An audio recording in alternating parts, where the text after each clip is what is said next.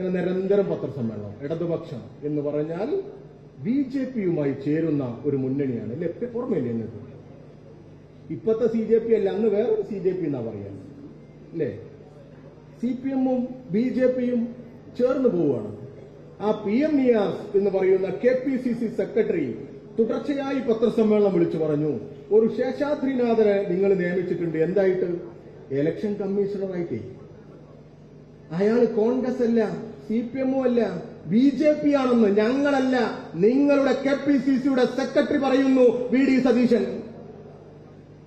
അദ്ദേഹം ആവശ്യപ്പെട്ടു. ഞാനിതൊക്കെ പറഞ്ഞതല്ലേ, കുറെ തെളിവുകൾ നിരത്തിയതല്ലേ, എന്നെ ഒന്ന് കേൾക്കൂ, എന്നെ ഒന്ന് കാണൂ. കണ്ടോ? ഇല്ല. VD സതീശൻ പക്ഷേ ആരെ കാണും? RSSകാരെ കാണും അല്ലേ? ശശികല ടീച്ചർ ഫോണിൽ ഒരു മെസ്സേജ് അയച്ചാൽ അപ്പ തിരിച്ച് റിപ്ലൈ. എപ്പോഴാണ് മേഡത്തിന് ഒഴിവ് എന്ന് ചോദിച്ച് ഇങ്ങോട്ട് വിളിക്കുക. ഇപ്പൊ ഞങ്ങൾ സംസാരിക്കുമ്പോ കേരളത്തിലുടനീളം പവർ കട്ടുകളെ കുറിച്ചുള്ള ചർച്ചയാണ്. അപ്പൊ ചില KSUക്കാർ പറഞ്ഞു പോലും, ഇത് ഈ ഇരുട്ട് RSS നേതാക്കന്മാരെ കാണാൻ VD സതീശൻ പ്രത്യേകം തയ്യാറാക്കിയ ഇരുട്ടാണ് പോലും. അപ്പൊ പിന്നെ പ്രശ്നമില്ല, ഫോട്ടോ എടുക്കില്ല. RSSന് വേണ്ടിയുള്ള ഒരു ക്രമീകരണമാണ് ഈ ഇരുട്ട്. ആ സമയത്ത് കേരളത്തിലെ RSSകാർക്ക് സാക്ഷാൽ മുഖ്യമന്ത്രിക്ക് ആവശ്യമുള്ള നിർദ്ദേശങ്ങൾ കൊടുക്കാം. അതിനനുസരിച്ച് ഇദ്ദേഹം പ്രവർത്തിച്ചു. ഈ മുഖ്യമന്ത്രി VD സതീശൻ ഒരു കാവൽ മുഖ്യമന്ത്രിയാണോ? ആരുടെ കാവൽ? BJP-യുടെ കാവൽ, കോർപ്പറേറ്റുകളുടെ കാവൽ. ഇത് വെറുതെ പറയുന്നതാണോ? ഗവൺമെന്റ് ലീഡർമാരെ നിയമിച്ചു. ഇപ്പൊ KSUക്കാർ പരാതി വന്നു ഇല്ലേ? KSUക്കാർ മാത്രമാണോ? ലോയേഴ്സ് കോൺഗ്രസ്, അത് തന്നെ തെറ്റുണ്ട്. മുഖ്യമന്ത്രി പറഞ്ഞു, ഞങ്ങൾ ലോയേഴ്സ് കോൺഗ്രസിന്റെ നിർദ്ദേശമൊക്കെ വെച്ചിട്ടാവും. അങ്ങനെയാണോ വെക്കേണ്ടത്? ഇത് വരട്ടെ. ഏതായാലും വെച്ചതാരെയാ? നല്ല സംഖ്യകളെ. ഈ സ്വർണക്കൊള്ളയുടെ പേരിലായിരുന്നില്ലേ നിങ്ങൾ കേരളത്തിലുടനീളം വോട്ട് പിടിച്ചത്? എല്ലാ അനൗൺസ്മെന്റിലും എന്തായിരുന്നു? ശബരിമല. ഓർമ്മയില്ലേ നിങ്ങൾക്ക്? ആ ശബരിമല കൊള്ളക്ക് കൂട്ടുനിന്നു എന്ന് പറയുന്ന ആ ടീമിന്റെ വക്കീൽ ദേവസ്വത്തിന്റെ സ്പെഷ്യൽ പ്ലീഡറായി നിയമിക്കപ്പെടുന്നു. എങ്ങനെയാ സാധിക്കുന്നത്? ദേവസ്വം മന്ത്രിയോട് പത്രക്കാർ ചോദിച്ചപ്പോ പറഞ്ഞു, എനിക്കറിഞ്ഞൂടാ. ദേവസ്വം മന്ത്രി സാധാരണ ഈ മുരളീധരന് ലോകത്ത് ഏത് കാര്യങ്ങളെക്കുറിച്ച് ചോദിച്ചാലും അങ്ങോട്ട് കയറി അഭിപ്രായം പറയും. ഇത് എനിക്കറിഞ്ഞൂടാ. അവസാനം ഗത്യന്തരമില്ലാതെ പറഞ്ഞു, അത് ആരാ? മുഖ്യമന്ത്രി സതീശനാണ്. ഇദ്ദേഹത്തെ നിയമിച്ചത് സതീശൻ. PM നിയാസ് പറഞ്ഞ ശേഷാദ്രിനാഥനെ നിയമിച്ചതാരാ?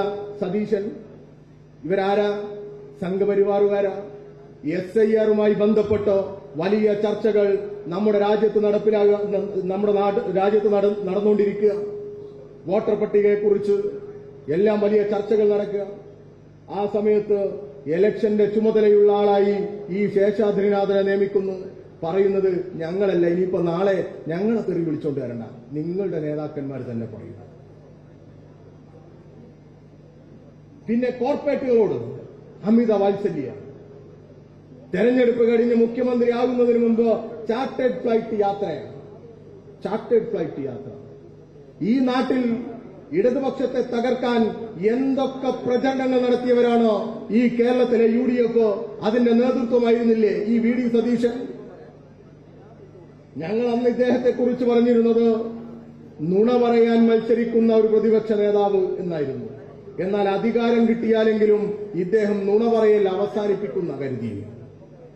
ചാർട്ടേഡ് ഫ്ലൈറ്റിൽ മംഗലാപുരത്തേക്ക് പോകുന്നു. എന്തിനാണെന്ന് ചോദിച്ചപ്പോ ആര്യാട മോഹമ്മദിന്റെ ബന്ധുവിനെ കാണാനാണ്. ഇതാ കേരളത്തിന്റെ മുഖ്യമന്ത്രി. എങ്ങനെയാ പ്രിയമുള്ളവരെ ഈ മുഖ്യമന്ത്രിയെ വിശ്വസിച്ച് ഈ നാട്ടിൽ നമുക്ക് ജീവിക്കാൻ പറ്റുക? കോർപ്പറേറ്റുകൾക്ക് വേണ്ടി എല്ലാ പിന്തുണയും കൊടുക്കുക. അദാനിക്ക് സൗകര്യപൂർവ്വം വിഴിഞ്ഞത്തിന്റെ ഷെയറുകൾ വിൽക്കാനുള്ള സൗകര്യമൊരുക്കി കൊടുക്കുന്നു. എന്നിട്ട് അതിനെ മാധ്യമങ്ങൾക്ക് മുമ്പിൽ വന്ന് ന്യായീകരിക്കുന്നു. നുണ പറഞ്ഞ് എങ്ങനെയെങ്കിലും അദ്ദേഹത്തിന്റെ വാചക കസർത്ത് കൊണ്ട് ന്യായീകരണം നടത്തി മുന്നോട്ട് പോകാം എന്നാ കരുതുന്നത്. അദ്ദേഹം ഒരു ധവളപത്രമിറക്കി. ആ ധവളപത്രത്തിൽ ഞങ്ങൾക്കൊരഭിപ്രായം പറയാനുള്ളത്, നിങ്ങൾ ഇറക്കിയതൊക്കെ ശരി, 102 പേരുടെ പിന്തുണയുണ്ട് എന്നുള്ളത് ശരി, പക്ഷെ അതിൽ പറഞ്ഞ ചില കാര്യങ്ങൾ ഡിവൈഎഫ്ഐ വളരെ മുന്നേ പറഞ്ഞു വെച്ചതാണ്, നടക്കില്ല എന്ന്. നിങ്ങൾ 102 പേരുടെ പിന്തുണയുമായി വന്നാലും ഇനി പട്ടാളത്തിന്റെയും പോലീസിന്റെയും നരേന്ദ്രമോദിയുടെയും പിന്തുണയുണ്ടായാലും ഞങ്ങൾ അന്ന് പറഞ്ഞതിൽ നിന്ന് ഒരു മാറ്റവുമില്ല. കേരളത്തിലെ പെൻഷൻ പ്രായം കൂട്ടാമെന്ന് ഈ വി.ഡി. സതീശനോ നരേന്ദ്രമോദിയോ തീരുമാനിച്ചാൽ അത് ഇവിടെ നടത്താൻ ഞങ്ങൾ അനുവദിക്കുകയില്ല ഈ ഡിവൈഎഫ്ഐ എന്ന് ഞങ്ങൾ ഉറപ്പിച്ചു പറയും.